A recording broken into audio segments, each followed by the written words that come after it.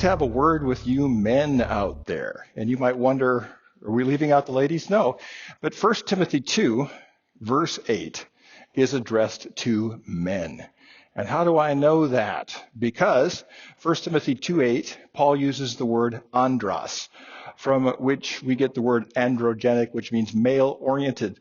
And he's talking to men. And he says here that all of the men, andros, the men, should pray, lifting up holy hands without division or bitterness. Now, why would he say that? Because people preach against those things which are happening. So men weren't praying, they weren't lifting up hands, and they were divisive. And men, when they lift up their hands, something happens to us. So I'd like you to send this to any men that you know. You can just send this link to them, because I just want to talk with the men for a moment. In the Bible, the word anthropos is translated person. We get the word anthropology.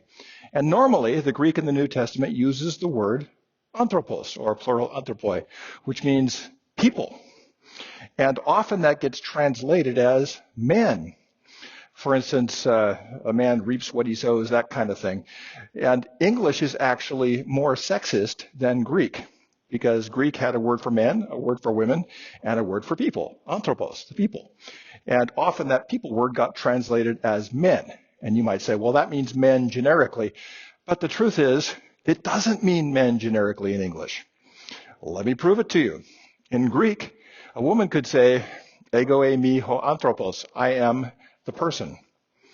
But a woman can't say, I am the man. Therefore, she's excluded from the word man.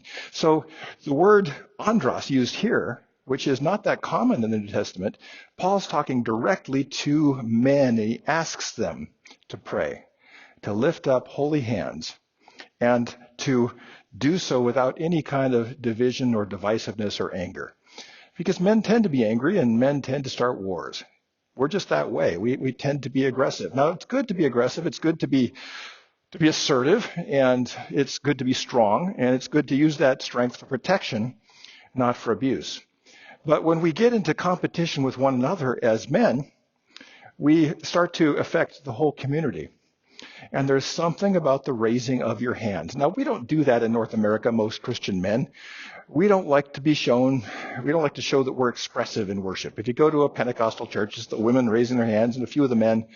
But we kind of just stand there and bob our heads and to sort of kind of sing along, because we think that that's too expressive, too weak, or whatever it happens to be, but it's not. So if you're a man, I would like you to try that right now. If you have to go be by yourself to do it, that's fine. Instead of praying with your hands folded and your head bowed, go somewhere where you can be alone and raise your hands and pray. And see if that doesn't put you in connection with God.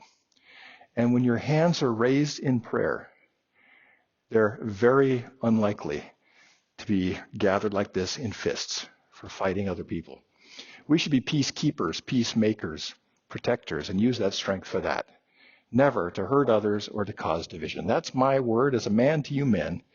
And once again, if you're a female listening to this, it kind of works for you too, but send this to a man you know, because the Bible is so fantastically relevant for all of us even today.